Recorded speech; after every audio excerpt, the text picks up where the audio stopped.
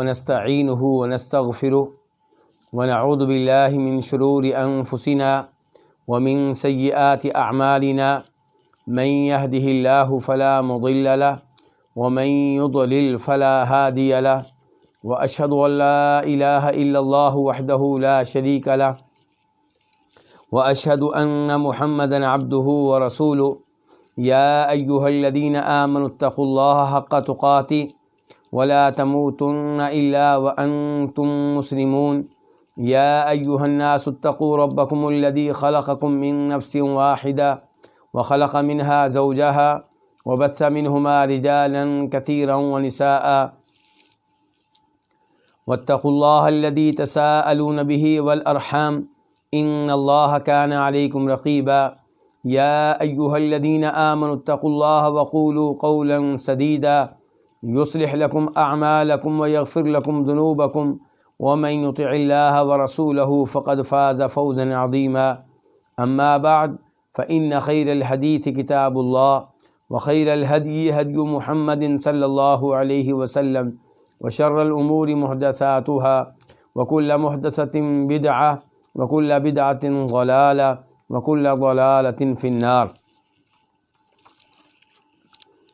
الوافی بما فی الصحیحین، یہ احادیث پہ مشتمل وہ کتاب ہے جس میں صحیح بخاری اور صحیح مسلم کی احادیث کو جمع کیا گیا ہے، اور اس میں کسی تیسری کتاب کی احادیث نہیں ہیں، صرف صحیح بخاری اور صحیح مسلم کی احادیث ہیں، اور انہیں اس انداز سے ترتیب دیا گیا ہے کہ احادیث میں تکرار نہ ہو۔ اس لیے احادیث کی تعداد 2000 کے قریب ہے، جن میں سے تقریباً 750 احادیث کا ہم مطالعہ کر چکے ہیں، ان پہ ہم گفتگو کر چکے ہیں، اور آج حدیث نمبر 750 سے آغاز کریں گے، اور اس حدیث کا تعلق روزوں سے ہے۔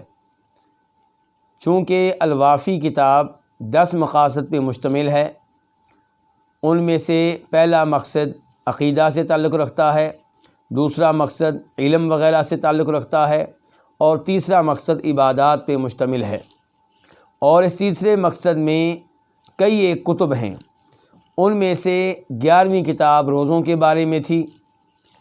اس 11ویں کتاب کی صرف 2 احادیث رہ گئی ہیں جو آج ہم مکمل کریں گے، اور پھر حج اور عمرہ پہ مشتمل 12ویں کتاب کا آغاز ہوگا۔ یہاں پہ جس باب کا آغاز کرنے لگے ہیں وہ باب ہے باب نمبر 11، باب نیت الصوم وجواز الفطر فی النافلہ۔ روزوں کی نیت کے بارے میں یہ باب ہے، اور یہ باب اس بارے میں ہے کہ نفل روزے کو چھوڑ دینا، رکھنے کے بعد چھوڑ دینا یہ جائز ہے۔ آپ نفل روزہ مکمل نہیں کرنا چاہ رہے کسی وجہ سے اور ترک کرنا چاہ رہے ہیں تو اس میں کوئی حرج نہیں ہے، یہ اس بارے میں باب ہے۔ تو نیت الصوم، روزوں کی نیت کے بارے میں، اور نفل روزوں میں روزہ افطار کر لینے کے جواز کے بارے میں، اور روزہ یعنی کہ کھول لینے کے بارے میں۔ حدیث نمبر 750 میم، اس حدیث کو اپنی کتاب میں جگہ دی ہے کون سے امام نے؟ امام مسلم نے۔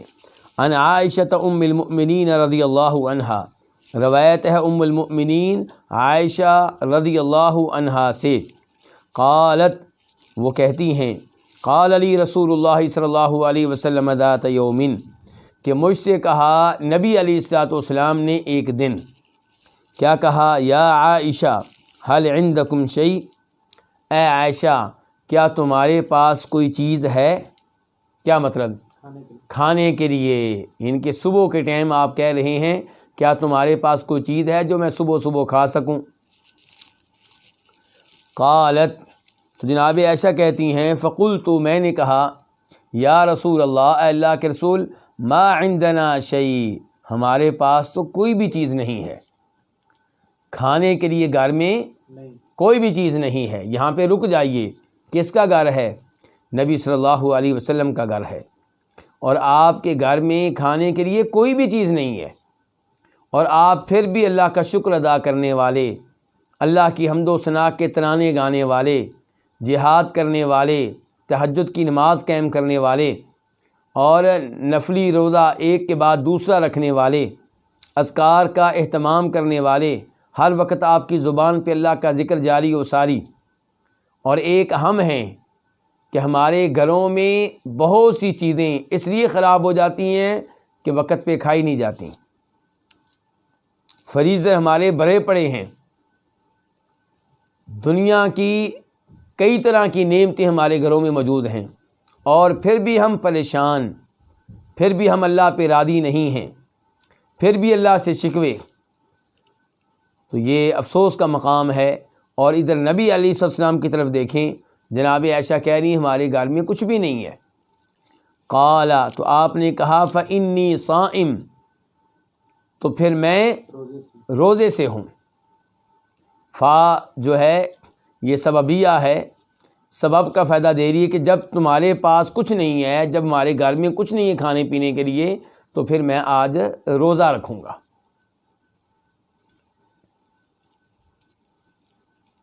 ایک تو یہ پتہ چلا کہ آپ اس حالت میں بھی عبادت کا شوق رکھتے ہیں۔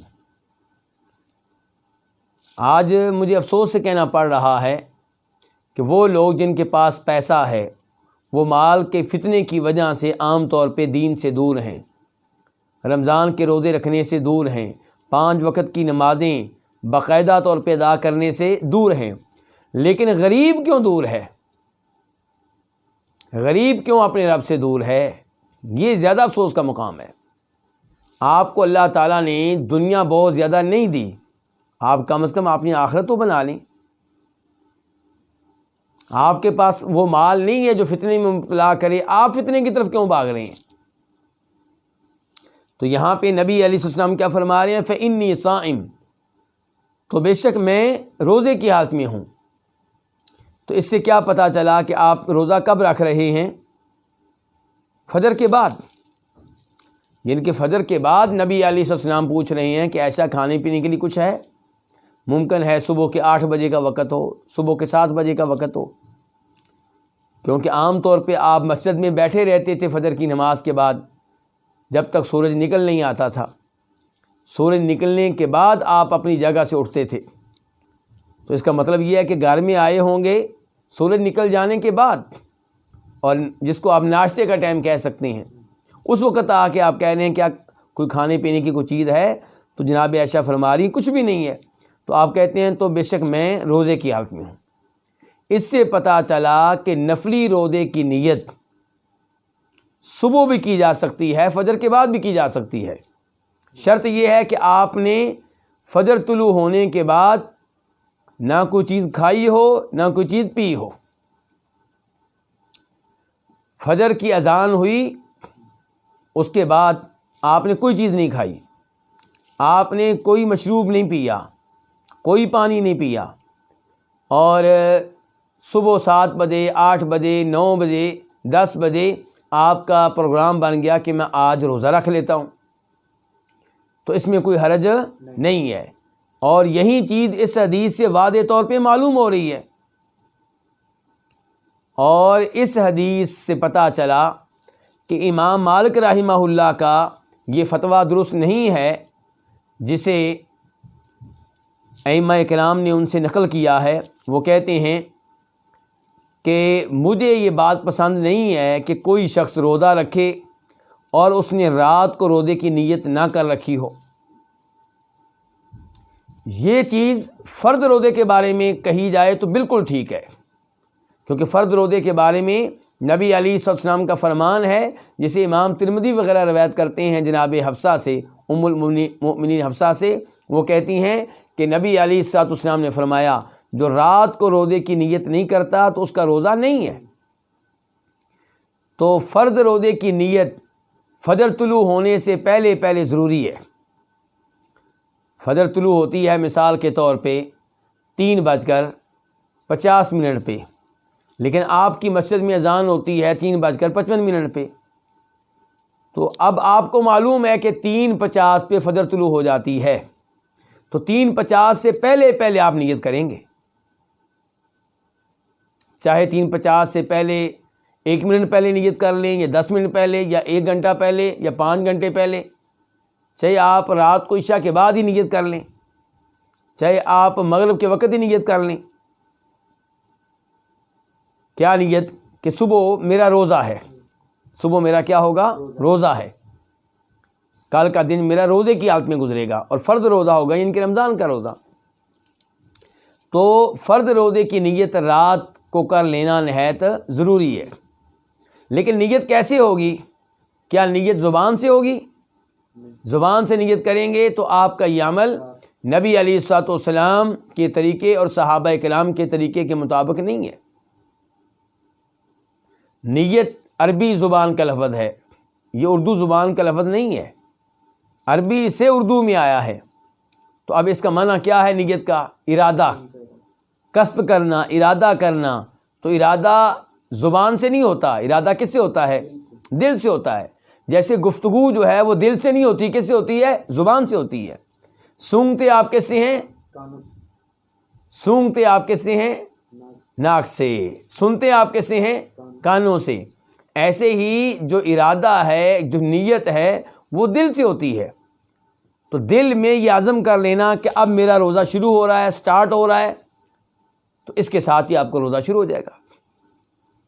زبان کے ساتھ کہنا کہ میں نے کل کے روزے کی نیت کی، وَبِصَوْمِ غَدٍ نَوَيْتُ، میں نے کل کے روزے کی نیت کی، یہ الفاظ نہ نبی علیہ الصلوۃ والسلام نے دیے، نہ صحابہ کرام رضوان اللہ علیہم اجمعین سے ثابت ہیں، نہ 4 اماموں میں سے کسی امام سے ثابت ہیں۔ تو روزے کی ہر عبادت کی نیت ضروری ہے، لیکن نیت زبان سے نہیں ہوگی۔ نیت کہاں ہوتی ہے؟ دل میں ہوتی ہے۔ کئی علماء کرام کہتے ہیں کہ حج عمرے کی نیت جو ہے وہ زبان سے ہوتی ہے۔ صحیح بات یہ ہے کہ حج عمرے کی نیت بھی زبان سے نہیں ہوتی، اور حج عمرے کی احادیث میں اس بات کا دوبارہ تذکرہ ہوگا، اور وہاں پہ یہ بات مزید واضح کروں گا۔ تو بہرحال فرض روزے کی نیت کب ہوگی؟ فجر طلوع ہونے سے پہلے پہلے، اور نفلی روزے کی نیت آپ فجر طلوع ہونے سے پہلے بھی کر سکتے ہیں، فجر کے بعد بھی کر سکتے ہیں۔ شرط کیا ہے؟ کہ آپ نے فجر طلوع ہونے کے بعد نہ کوئی چیز کھائی ہو، نہ کوئی چیز پی ہو۔ اچھا، فجر کے بعد یہ نیت کب تک کر سکتے ہیں؟ زوال سے پہلے پہلے، زوال سے پہلے پہلے آپ یہ نیت کر سکتے ہیں۔ تو یہاں پہ نبی علیہ السلام نے کیا فرمایا؟ فَإِنِّي صَائِمٌ، تو بے شک میں روزے میں ہوں، کیونکہ جب تمہارے پاس کھانے کے لیے کچھ نہیں ہے تو پھر میں آج کے دن روزے کی نیت کر لیتا ہوں، میں آج کے دن روزہ رکھوں گا۔ اور مسلم شریف کی ایک اور روایت میں الفاظ آئے ہیں فَإِنِّي إِذًا صَائِمٌ، تب یہ کہ جب تمہارے پاس کھانے پینے کے لیے کچھ نہیں ہے، جب ہمارے گھر میں کھانے پینے کے لیے کچھ نہیں ہے، تب میں روزے کی حالت میں ہوں۔ قالت، جناب عائشہ فرماتی ہیں فخرج رسول اللہ صلی اللہ علیہ وسلم، تو نبی علیہ السلام نکل گئے، یعنی کہ گھر سے نکل گئے، کہیں چلے گئے۔ فأہدیت لنا ہدیہ، تو ہمیں ایک ہدیہ دیا گیا، یعنی کہ ہدیہ کے طور پہ کھانے پینے کی کچھ چیز بھیجی گئی۔ او جاءنا زور، یا انہوں نے کہا کہ ہمیں ہدیہ دیا گیا، یا انہوں نے کہا کہ ہمارے پاس مہمان آئے، یعنی کہ مہمان ہدیہ لے کر آئے۔ رزلٹ ایک ہی نکلے گا، نتیجہ دونوں الفاظ کا ایک ہی نکلے گا، لیکن راوی کو شک ہو گیا ہے کہ جناب عائشہ نے کیا الفاظ کہے تھے۔ یا تو انہوں نے کہا تھا کہ فأہدیت لنا ہدیہ، ہمیں ہدیہ دیا گیا، یعنی کہ کھانے پینے کی چیز بطور تحفہ بھیجی گئی۔ او جاءنا زور، یا ہمارے پاس مہمان آئے۔ کیا مقصد ہے مہمان آئے؟ یعنی کہ مہمان کوئی کھانے پینے کی چیز لے کر آئی۔ قال، جناب عائشہ کہتی ہیں فلما رجع رسول اللہ صلی اللہ علیہ وسلم، جب نبی علیہ السلام واپس آئے، قلت، میں نے کہا یا رسول اللہ، اے اللہ کے رسول، اہدیت لنا ہدیہ، ہمیں ایک ہدیہ دیا گیا ہے۔ او جاءنا زور، یا جناب عائشہ نے کہا کہ ہمارے پاس مہمان آئے ہیں۔ وقد خبأت لک شیئا، اور میں نے آپ کے لیے ایک چیز محفوظ کر لی ہے، آپ کے لیے ذخیرہ کر لی ہے، آپ کے لیے بچا کر رکھ لی ہے۔ قال، تو نبی علیہ السلام نے فرمایا ما ہوا، وہ کیا چیز ہے؟ قلت، میں نے کہا حیث، کیا ہے؟ کھجوروں کا حلوہ ہے۔ حیض کہتے ہیں کھجوروں کا حلوہ جس میں گھی بھی ڈالا گیا ہو اور پنیر بھی ڈالی گئی ہو۔ یہاں پہ عقیدے کے لحاظ سے ذرا غور کیجئے گا کہ نبی علیہ الصلوۃ والسلام کو پوچھنا پڑا ہے کہ کیا ہدیہ آیا ہے۔ اگر آپ عالم الغیب ہوتے تو آپ کو یہ سوال نہ کرنا پڑتا۔ دوسرے نمبر پہ اگر آپ عالم الغیب ہوتے، آپ کو پتہ ہوتا کہ گھر میں ہدیہ آنے والا ہے، تو آپ روزہ شروع ہی نہ کرتے۔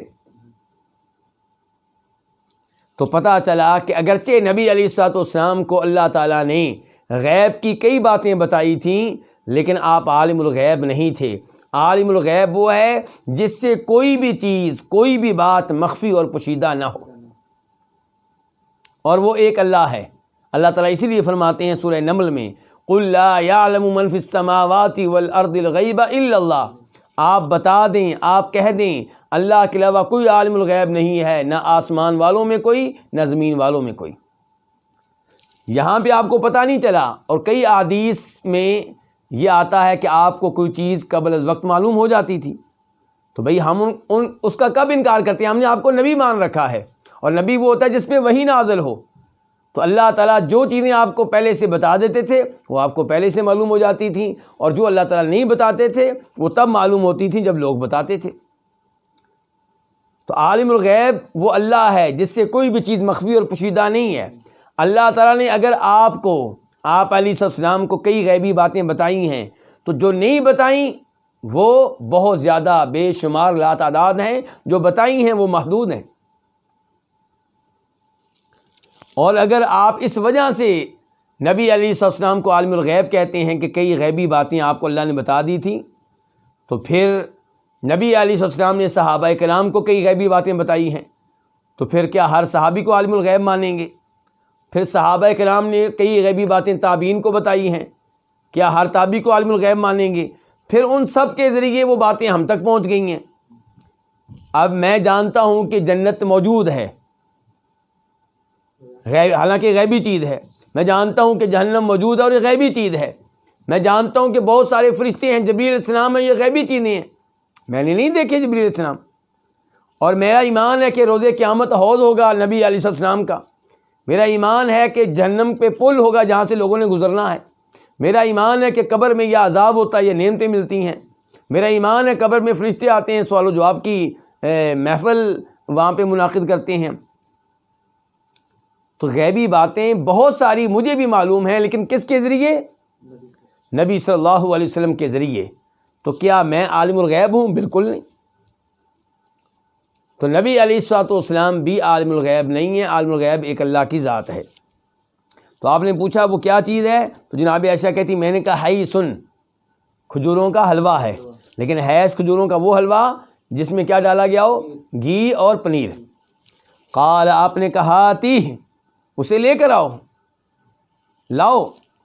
فجئت بہ، تو میں اسے لے کر آئی۔ فاکلا، تو آپ نے کھجوروں کا وہ حلوہ کھا لیا، جبکہ آپ روزے کی حالت میں تھے، تو کھا لیا اور نفلی روزہ توڑ لیا۔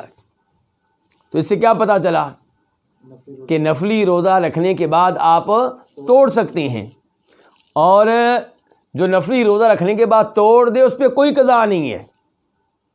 اہم بات یہ ہے، امام ابو حنیفہ رحمہ اللہ فرماتے ہیں اس کے ذمے قضا ہے، اس روزے کے بدلے میں ایک اور روزہ رکھنا واجب ہوگا۔ لیکن صحیح بات یہ ہے کہ جو چیز نفل ہو اس کی قضا بھی نفل ہوتی ہے، جو چیز واجب ہو اس کی قضا بھی واجب ہوتی ہے۔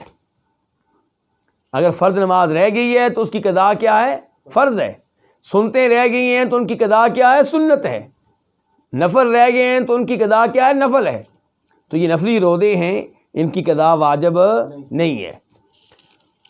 نبی علیہ الصلوۃ والسلام اس کے بعد کہتے ہیں ثم قال، پھر فرماتے ہیں قد کنت اصبحت صائما، میں صبح روزے کی حالت میں ہو گیا تھا، میں صبح روزے کی حالت میں تھا، یعنی کہ اب میں نے یہ حلوہ کھا کے روزہ اپنا توڑ لیا ہے۔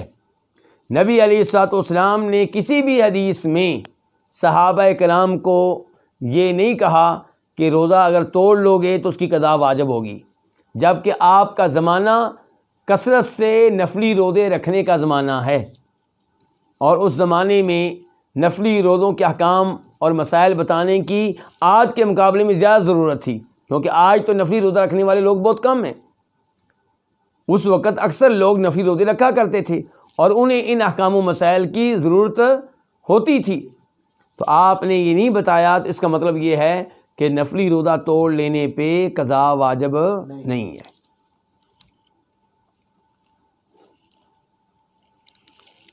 اس کے بعد باب نمبر 12، باب الصائم یدعى لطعام فلیقل انی صائم، کہ روزے دار کو کھانے کی دعوت دی جائے تو اس پہ واجب ہے کہ وہ کہے انی صائم، بے شک میں روزے کی حالت میں ہوں۔ روزے دار جو ہے اسے کھانے کی دعوت دی جائے تو اسے کیا کہنا چاہیے کہ میں روزے کی حالت میں ہوں۔ یہ کون سا روزہ ہے؟ نفلی روزہ۔ حدیث نمبر 751 751 میم، اس حدیث کو اپنی کتاب میں جگہ دینے والی امام کون ہے؟ امام مسلم۔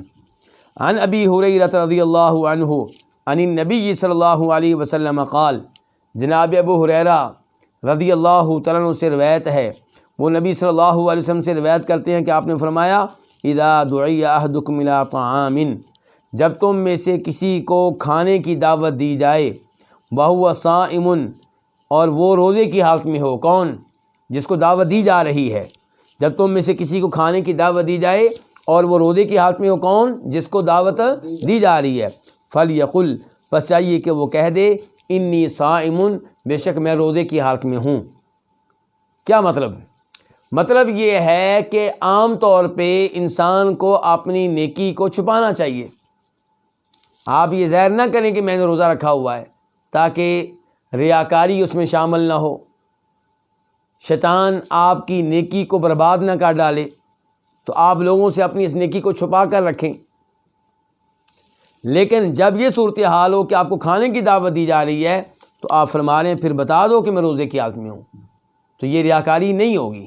یعنی کہ اگر بتاتے ہوئے آپ کی نیت معذرت کرنا ہے تاکہ معذرت اچھے انداز سے ہو جائے، جس کی دعوت ریجیکٹ کر رہا ہوں وہ دل میں میرے خلاف کوئی بات نہ رکھے، اسے مجھ پہ کوئی غصہ نہ آئے، آپ چاہتے ہیں معاملہ کھول کے اس کے سامنے رکھ دوں، تو آپ کھول کے بتا دیں کہ میں روزے کی حالت میں ہوں، اور آپ کا یہ بتانا ریاکاری میں شامل نہیں ہوگا۔ لیکن یہ کب ہے؟ جب دل بھی آپ کا صاف ہو۔ اگر دعوت ملنے پہ آپ اس لیے بتا رہے ہیں کہ میں روزے کی حالت میں ہوں تاکہ اس کو پتہ چل جائے کہ میں نے روزہ رکھا ہوا، میں بڑا نیک آدمی ہوں، تو پھر آپ کا یہ لفظ کہنا ایک دوسرا رخ اختیار کر لے گا۔ یہاں پہ اسی حدیث اور اسی مسئلے سے متعلقہ ایک دو اور روایتیں ہیں، وہ آپ کے سامنے رکھنا چاہوں گا، اور یہ دونوں روایتیں مسلم شریف کی ہیں۔ پہلے نمبر پہ جناب ابو ہریرہ کہتے ہیں کہ نبی علیہ السلام نے فرمایا جب تم میں سے کسی کو دعوت دی جائے فلیجب، وہ دعوت کو قبول کرے۔ جب آپ میں سے کسی کو دعوت دی جائے کھانے وغیرہ کی تو آپ کیا کریں؟ دعوت کو قبول کریں۔ فَإِن كَانَ صَائِمًا فَلْيُصَلِّ، اگر دعوت قبول کرنے والا روزے کی حالت میں ہو تو فَلْيُصَلِّ، کیا کرے؟ انہیں دعائیں دے دے۔ دعوت قبول کر لے اور وہاں کھانا نہ کھائے، ان کو دعائیں دے کر آ جائے۔ وَإِن كَانَ مُفْطِرًا فَلْيَطْعَمْ، اور اگر روزے کی حالت میں نہ ہو تو پھر ان کا کھانا کھا لے۔ تو دعوت قبول کر لینی چاہیے۔ دعوت قبول کر لینے کے بعد آپ کیا کریں؟ ان کو دعائیں دے دیں کہ اللہ رب العزت برکت ڈالے آپ لوگوں کے گھر میں، آپ لوگوں کے رزق میں اور آپ کے دیگر امور میں۔ اور مسلم شریف کی ایک اور حدیث ہے جسے جناب جابر روایت کرتے ہیں، اور اس کا نمبر ہے مسلم شریف میں 1430 1430، کہ جب تم میں سے کسی کو کھانے کی دعوت دی جائے فلیجب، تو دعوت قبول کرے، فإن شاء طعم، اگر چاہے تو کھانا کھا لے، وإن شاء ترک، اور اگر چاہے تو کھانا نہ کھائے۔ دعوت قبول کر لیں، تو جب تک کوئی مجبوری نہ ہو دعوت قبول کر لینی چاہیے۔ اور جہاں تک تعلق ہے اس بات کا کہ آپ روزے کی حالت میں ہیں، تو اس کے بارے میں نبی علیہ السلام نے ہمیں اختیار دے دیا ہے۔ ایک تو یہ ہے کہ دعوت ملے تو آپ کہہ دیں کہ میں روزے کی حالت میں ہوں، دوسرا یہ ہے کہ آپ چلے جائیں اور ان کو دعائیں دے کر آ جائیں، تیسرا یہ ہے کہ آپ روزہ کھول کے کھانا کھا بھی سکتے ہیں۔ یہ ان حدیث سے تو نہیں، دیگر حدیث سے معلوم ہو رہا ہے، جیسا کہ وہ حدیث ابھی ہم نے پڑھی ہے کہ کھجوروں کا حلوہ پیش کیا گیا تو آپ نے روزہ توڑ دیا۔ تو جب روزے دار کو کھانے کی دعوت ملے تو اس کے پاس پہلی چوائس یہ ہے کہ وہ کہہ دے میں روزے کی حالت میں ہوں، اور دوسری چوائس یہ ہے کہ وہ دعوت قبول کر کے چلا جائے۔ اب وہاں پہ جائے تو کھانا نہ کھائے، دعائیں دے کر آ جائے، اور تیسری چوائس پھر یہ ہے کہ روزہ کھول لے اور کھانا کھا لے۔ تو یہ تھے روزوں کے تعلق سے روزوں سے تعلق سے چند احادیث جن پہ ہم نے الحمدللہ گفتگو کی۔ اللہ رب العزت میرا گفتگو کرنا اور آپ کا سننا قبول فرمائے۔ اب 12ویں کتاب کی طرف بڑھتے ہیں، اور وہ ہے الکتاب الثانی عشر الحج والعمرہ۔ یہ کتاب کس کے بارے میں؟ حج و عمرہ کے بارے میں ہے۔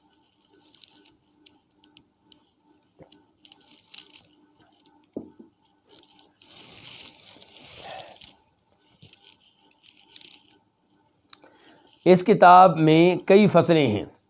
پہلی فصل کا آغاز کرتے ہیں، اس سے پہلے یہ بتا دوں الحج، حج کا لفظی معنی کیا ہوتا ہے؟ قصد کرنا، کس چیز کا قصد کرنا، کس چیز کا ارادہ کرنا۔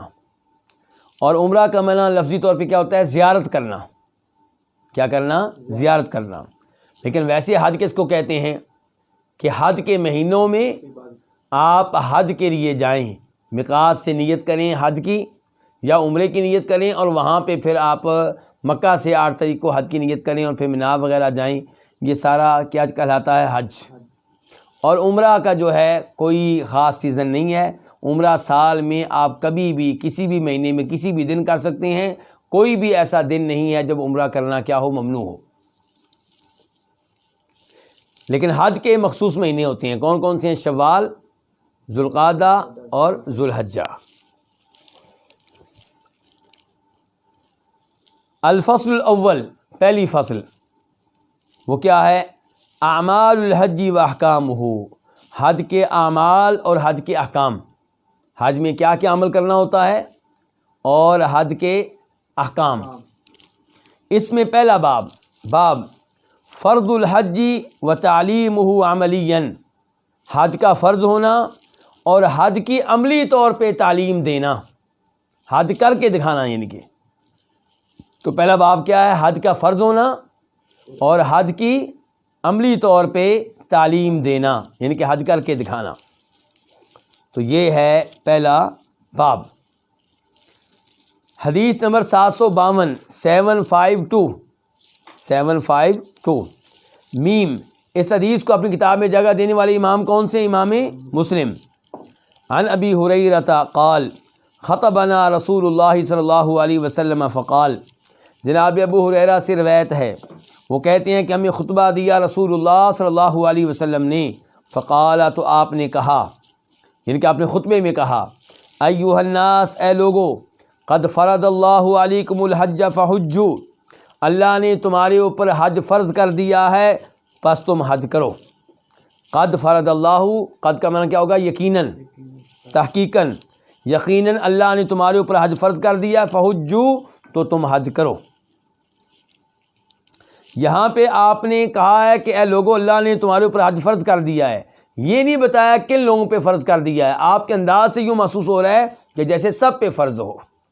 تو اس حدیث کی وضاحت قرآن کی ایسے ہو جائے گی، وَلِلَّهِ عَلَى النَّاسِ حِجُّ الْبَيْتِ مَنِ اسْتَطَاعَ إِلَيْهِ سَبِيلًا، کہ اللہ تعالیٰ کی خاطر لوگوں پہ حج فرض ہے، پھر فوراً ہی کہہ دیا ان پہ فرض ہے جو حج کرنے کی استطاعت رکھتے ہوں۔ تو آپ علیہ الصلوۃ والسلام کا یہ آرڈر بھی ان مسلمانوں کے لیے ہے جو حج کرنے کی طاقت رکھتے ہیں، ان کو آپ کہہ رہے ہیں کہ اللہ نے تمہارے اوپر حج فرض کر دیا ہے، فحجوا، تو تم حج ادا کرو۔ فقال رجل، تو ایک آدمی نے کہا، اور یہ آدمی کون تھا؟ ابن ماجہ کی روایت سے پتہ چلتا ہے یہ اقرع بن حابس تھے۔ تو انہوں نے کہا، اکل عام یا رسول اللہ، کیا ہر سال ہم پہ حج فرض ہے اے اللہ کے رسول؟ یعنی کہ اقرع بن حابس نے سوچا ہوگا کہ جیسے رمضان کے روزے ہر سال فرض ہیں، ایسے حج شاید ہر سال فرض ہو۔ تو کہتے ہیں اکل عام یا رسول اللہ، کیا ہر سال، یعنی کہ کیا ہر سال حج فرض ہوگا اللہ کے رسول؟ فسکتا، آپ خاموش رہے۔ کیوں خاموش رہے؟ آپ چاہتے ہوں گے کہ یہ سوال نہ کریں، یہ سوال مناسب نہیں ہے۔ حتی قالہا ثلاثا، یہاں تک کہ سوال کرنے والے نے یہ جملہ 3 بار کہا۔ کیا؟ اکل عام یا رسول اللہ، کیا ہر سال حج فرض ہے اللہ کے رسول؟ تو اس نے یہ کتنی بار کہا؟ 3 بار کہا۔ فقال رسول اللہ صلی اللہ علیہ وسلم، تو رسول اللہ صلی اللہ علیہ وسلم نے فرمایا لو قلت نعم لوجبت ولما استطعتم، اگر میں کہہ دیتا ہاں، اگر میں کہہ دیتا ہاں تو لواجبت، یقیناً یہ کیا ہو جاتا؟ کیا مطلب؟ ہر سال واجب ہو جاتا۔ اگر میں ہاں کہہ دوں تو کیا ہو جائے گا؟ ہر سال واجب ہو جائے گا۔ وَلَمَا اسْتَطَعْتُمْ، اور یقیناً تم اس کی استطاعت نہیں رکھو گے، تم میں ہر سال حج کرنے کی استطاعت نہیں ہے۔ ثم قال، پھر آپ علیہ الصلوۃ والسلام نے فرمایا، کیا فرمایا آپ نے؟ ذرونی ما ترکتکم، مجھے چھوڑے رکھو جب تک میں تم کو چھوڑے رکھوں۔ کیا مطلب؟ جب میں تم کو کوئی آرڈر دوں، خاموشی سے اس پہ عمل کرو۔ جب میں اس کی تفصیلات نہیں بتا رہا تو تم ایسے سوال کیوں کرتے ہو؟ مثال کے طور پہ جب میں تم کو حکم دوں نماز پڑھو، تم اپنی استطاعت کے مطابق نماز پڑھ لو۔ جب میں کہوں روزے رکھو، اور یہ نہ کہوں کتنے، اپنی استطاعت کے مطابق روزے رکھ لو۔ تو فرمایا ذرونی، مجھے چھوڑے رکھو، ان کے سوال سے مجھے چھوڑے رکھو، ما ترکتکم، جب تک میں تم کو چھوڑے رکھوں۔ فإنما هلك من كان قبلكم بكثرة سؤالهم، سوائے اس کے نہیں جو تم سے پہلے تھے ہلاکا، وہ ہلاک ہو گئے۔ جو لوگ تم سے پہلے تھے، کون؟ یہودی عیسائی، جو تم سے پہلے تھے، سوائے اس کے نہیں وہ ہلاک ہوئے۔ کس وجہ سے؟ بکثرت سؤالہم، بہت زیادہ سوالات کرنے کی وجہ سے۔ کس سے سوال کرتے تھے؟ اپنے نبیوں سے۔ اور اس کی مثال کیا ہے؟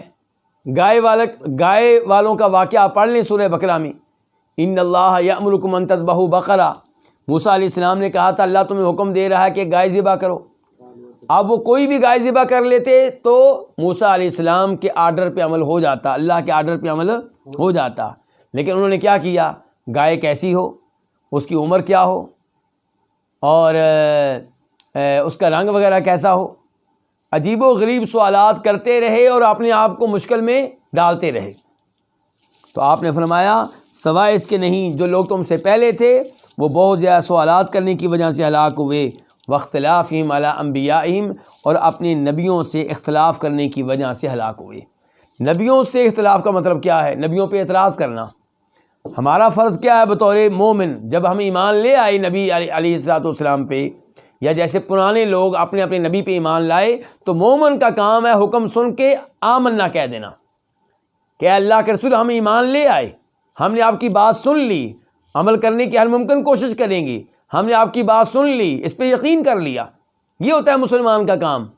مسلمان اپنے نبی سے اختلاف کرے، یہ تو بہت بڑی جرت ہے، بہت بڑی جسارت ہے۔ اس کی وجہ سے فرمایا پہلی قومیں ہلاک ہوئیں۔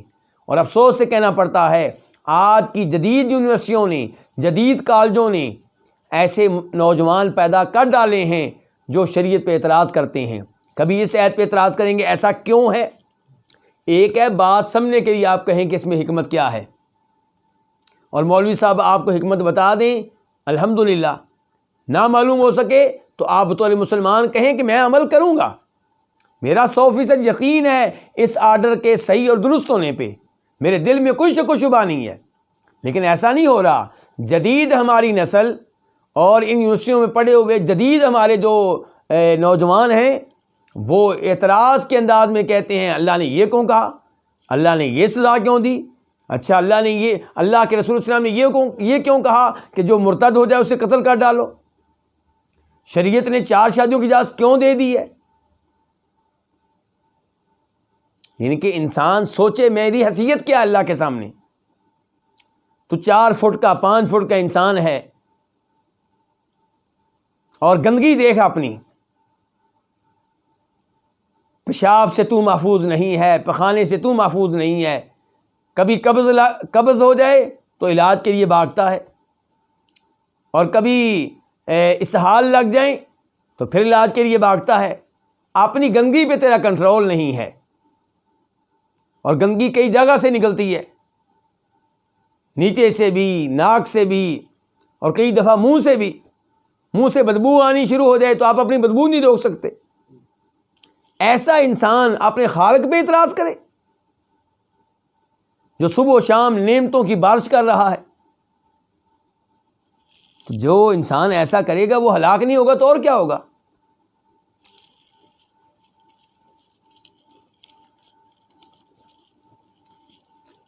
تو یعنی کہ مسلمان وہ ہے جو یہ کہے کہ اللہ نے کہہ دیا کہ مرتد کو قتل کرنا ہے، اللہ کا کہنا بالکل ٹھیک ہے، 100% ٹھیک ہے، لیکن ویسے مولوی صاحب اس میں حکمت کیا ہے؟ اگر مجھے معلوم ہو جائے تو اچھی بات ہے، نہ بھی معلوم ہو تو الحمدللہ میرا دل مکمل طور پہ مطمئن ہے اللہ کے ہر حکم پہ، اللہ کے رسول علیہ السلام کی ہر حدیث پہ صلی اللہ علیہ وسلم۔ تو فرمایا جو لوگ تم سے پہلے تھے سوائے اس کے نہیں وہ ہلاک ہوئے۔ کیوں ہلاک ہوئے؟ ہلاکت کے اسباب کیا بتائیں آپ نے؟ بہت زیادہ سوالات کرنے کی وجہ سے اور اپنے نبیوں سے اختلاف کرنے کی وجہ سے۔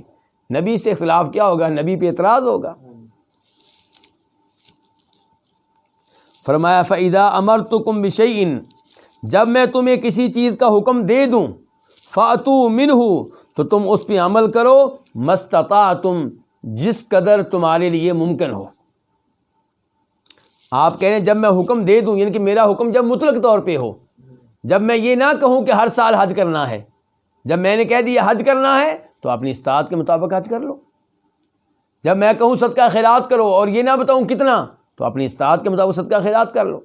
جب میں کہوں نماز پڑھو اور یہ نہ بتاؤں کتنی تو آپ 2 رکعتیں ادا کر لیں، اس کے بعد اور طاقت ہے تو پڑھیں، ورنہ 2 رکعتیں کافی، ان کے میرے حکم پہ عمل ہو گیا۔ تو آپ کہہ رہے ہیں فَإِذَا أَمَرْتُكُمْ بِشَيْءٍ، جب میں تم کو کسی چیز کا حکم دوں، فَأْتُوا مِنْهُ مَا اسْتَطَعْتُمْ، تو اس پہ عمل کرو جس قدر تمہارے لیے ممکن ہو، جس قدر تمہاری استطاعت ہو۔ اب آپ نے حکم دیا ہے نماز قائم کرو، اب اس آرڈر پہ عمل کرنا اپنی استطاعت کے مطابق۔ کیا مطلب؟ 5 کی بجائے 4 نمازیں پڑھ سکتے ہیں؟ نہیں، یہاں پہ تو آپ نے 5 کا کہہ دیا۔ یہاں استطاعت کا تعلق اس بات سے نہیں ہے کہ 4 کی استطاعت ہے تو 4 پڑھ لیں، 3 کی استطاعت ہے تو 3 پڑھ لیں، نہیں، یہاں آپ نے بتا دیا کہ 5 متعین کر دیا۔ یہاں پہ 5 تو پڑھنی ہے، 5 پڑھنے میں اپنی استطاعت کے مطابق عمل کرو۔ آپ کھڑے ہو کے نہیں پڑھ سکتے تو بیٹھ کے پڑھ لیں، بیٹھ کر نہیں پڑھ سکتے تو لیٹ کر پڑھ لیں، آپ وضو نہیں کر سکتے بیماری کی وجہ سے، آپ تیمم کر لیں۔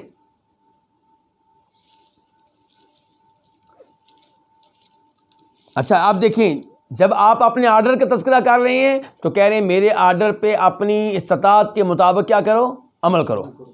اور اب آگے دیکھیں وَإِذَا نَهَيْتُكُمْ عَنْ شَيْءٍ فَدَعُوا، اور جب میں تمہیں کسی چیز سے روک دوں تو اس کو چھوڑ دو، اس کے قریب بھی نہ جاؤ۔ یہاں پہ یہ نہیں کہا کہ اپنی استطاعت کے مطابق اس سے دور رہیں۔ دیکھیں عمل کرنا مشکل ہوتا ہے تو وہاں پہ کیا کہا ہے؟ اپنی استطاعت کے مطابق۔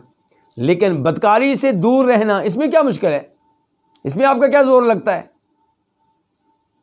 آپ وہ راستے نہ اپنائیں جو راستے برائی کی طرف لے کر جاتے ہیں۔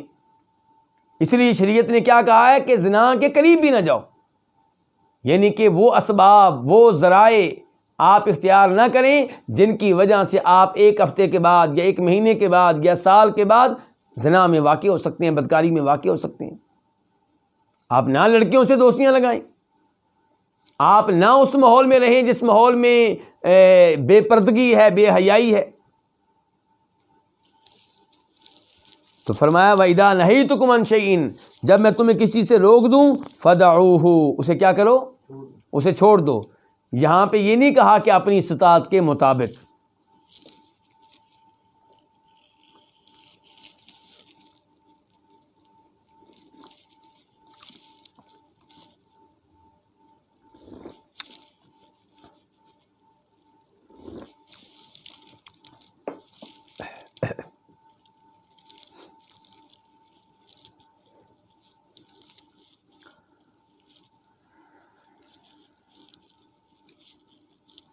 اس کے بعد تو اس حدیث سے کیا پتہ چل گیا کہ حج فرض ہے، اور یہ بھی پتہ چل گیا کہ زندگی میں ایک بار فرض ہے، اور فرض کس کے اوپر ہے؟ جو حج کرنے کی استطاعت رکھتا ہو۔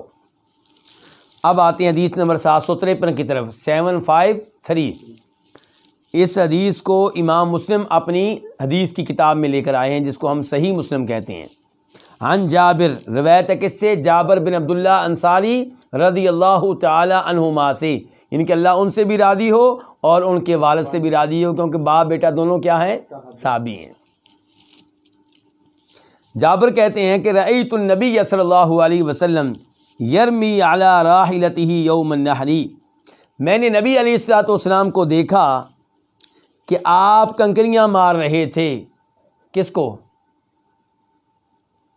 جمرے کو، جس کو کہتے ہیں جمرۃ العقبہ۔ اور یہ 10 تاریخ کا تذکرہ ہو رہا ہے۔ 10 تاریخ کو حاجی کتنے جمروں کو کنکریاں مارتا ہے؟ ایک جمرے کو۔ حج کی جب 11 تاریخ ہوتی ہے تو کنکریاں ماری جاتی ہیں 3 جمروں کو، چھوٹا جمرہ، جمرہ صغریٰ، درمیانہ جمرہ وسطیٰ، اور آخری جمرہ جس کو جمرہ عقبہ کہتے ہیں۔ لیکن 10 تاریخ کو کنکریاں ماری جائیں گی صرف ایک جمرے کو، بڑے جمرے کو، جسے جمرہ عقبہ کہتے ہیں۔ تو یہ اسی کا تذکرہ ہو رہا ہے، یعنی کہ آپ نے اس دن فجر کی نماز کہاں ادا کی ہوگی؟ مزدلفہ میں۔ مزدلفہ میں نماز ادا کرنے کے بعد آپ وہاں پہ عبادت کرتے رہے، جیسا کہ حدیث سے ثابت ہے، دعائیں بھی کرتے رہے۔ جب اچھی طرح روشنی ہو گئی تو سورج نکلنے سے پہلے آپ مزدلفہ سے منا کے لیے نکل کھڑے ہو گئے۔ تو منا میں آپ آئے ہیں اور اپنی اونٹنی پہ سوار ہیں۔ تو یہ جابر کہتے ہیں رضی اللہ تعالیٰ عنہ کہ میں نے آپ کو دیکھا اس حال میں کہ آپ کنکریاں مار رہے ہیں، علی راحلتہ، جب کہ آپ کس چیز پہ ہیں؟ اپنی سواری پہ، اپنی اونٹنی پہ۔ اب یہ کون سا دن ہے جی؟ ہم جناب جابر سے کہتے ہیں تو وہ کہتے ہیں یوم النحر، قربانی کے دن۔ کون سی تاریخ ہوئی؟ 10 تاریخ۔ 10 تاریخ۔ وَيَقُولُ، اس حال میں کہ آپ کہہ رہے ہیں لِتَأْخُذُوا مَنَاسِكَكُمْ، چاہیے کہ تم لے لو، تم کیا کرو؟ لے لو، قبول کر لو، سیکھ لو، مناسککم، اپنی عبادت کے طریقے، اپنی عبادت کے احکام و مسائل، یعنی کہ مجھ سے حج کا طریقہ اچھی طرح سیکھ لو۔ میں حج کرا رہا ہوں، کر رہا ہوں، میری ایک ایک بات نوٹ کر لو، مجھ سے حج کا طریقہ سیکھ لو۔ اور آپ نے حج کا طریقہ سیکھنے کے بارے میں ترغیب ایسے ہی دی ہے جیسے نماز کے بارے میں دی تھی۔ نماز کے بارے میں آپ نے کیا کہا؟ صلو کما رأیتمونی اصلی۔ بخاری شریف کی حدیث ہے کہ نماز پڑھو ایسے جیسے تم نے نماز پڑھتے ہوئے مجھے دیکھا ہے۔ یہ آپ نے نہیں کہا کہ تم میرے طریقے کے مطابق نماز پڑھ لو یا میرے کسی صحابی کے طریقے کے مطابق نماز پڑھ لو، نہیں، آپ نے صرف اپنے آپ کو نماز کے معاملے میں آئیڈیل قرار دیا ہے۔ یقیناً صحابہ کرام بھی نبی علیہ السلام کے طریقے کے مطابق نماز پڑھتے تھے، لیکن صحابہ کرام معصوم نہیں ہیں، ان سے کوئی چھوٹی موٹی کوتاہی ہو سکتی ہے، اور آپ معصوم ہیں۔ اس لیے آپ نے یہ نہیں کہا کہ میرے صحابہ کرام کو دیکھ کر اپنی نمازیں ٹھیک کر لو، آپ نے کہا صلو کما رأیتمونی اصلی، ویسے نماز پڑھو جیسے تم نے مجھے نماز پڑھتے ہوئے دیکھا ہے۔ اور یہی اندازہ آپ کا حج میں ہے۔ کیا کہہ رہے ہیں؟ لِتَأْخُذُوا مَنَاسِكَكُمْ، چاہیے کہ تم لے لو اپنی حج کے طریقے، اپنی حج کے احکام و مسائل۔ فَإِنِّي لَا أَدْرِي، کیونکہ مجھے معلوم نہیں ہے، مجھے معلوم نہیں۔ یہ کب کہہ رہے ہیں آپ؟ یہ بتائیں آپ مجھے، یہ آپ کب کہہ رہے ہیں؟ فوت ہونے سے کتنا عرصہ پہلے کہہ رہے ہیں؟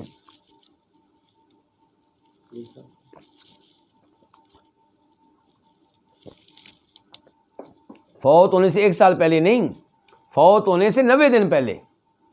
حج آپ نے کیا کس مہینے میں؟ ذوالحجہ میں، اور ذوالحجہ اسلامی سال کا آخری مہینہ ہوتا ہے۔ اس کے بعد نیا سال شروع ہو گیا، سن 11 ہجری، محرم، صفر، ربیع الاول کو آپ فوت ہو گئے، تو تقریباً 90 دن بنتے ہیں۔ تو فوت ہونے سے 90 دن پہلے آپ کہہ رہے ہیں فَإِنِّي لَا أَدْرِي، یہ میں 90 دن کا تذکرہ کیوں کر رہا ہوں؟ اس کی اہمیت آگے چل کے بتاتا ہوں۔ آپ کہہ رہے ہیں کیونکہ میں نہیں جانتا، لعلی، شاید کہ میں لا احج، حج نہ کر سکوں، بعد حجتی ہذہ، اپنے اس حج کے بعد، شاید یہ میرا آخری حج ہو، مجھے نہیں پتا. لوگ کہتے ہیں کہ نبی علیہ الصلوۃ والسلام پہلے عالم الغیب نہیں تھے، بعد میں اللہ نے آپ کو علم غیب دے دیا تھا. آپ کا علم غیب عطائی ہے، اللہ نے دیا ہے، لیکن آخر میں آپ مکمل طور پہ عالم الغیب تھے. یہ فوت ہونے سے 90 دن پہلے آپ کہہ رہے ہیں کہ مجھے نہیں پتا کہ میں نے کب فوت ہونا ہے، مجھے نہیں پتا، شاید میں آئندہ حج تمہارے ساتھ نہ کر سکوں، مجھے نہیں پتا، شاید یہ میرا آخری حج ہو. تو آپ کہہ رہے ہیں کیونکہ میں نہیں جانتا، لعلی، شاید کہ میں لا احج، حج نہ کر سکوں، بعد حجتی ہادہ، اپنے اس حج کے بعد. یعنی کہ ہو سکتا ہے یہ میرا آخری حج ہو، تو میرا طریقہ حج نوٹ کر لو، دیکھ لو، یاد کر لو، سیکھ لو. تو پھر آپ نے عملی طور پہ حج کر کے طریقہ حج سکھایا کہ نہیں سکھایا؟ ہاں، تو یہ تعلق ہو گیا باب کا اور حدیث کا آپس میں.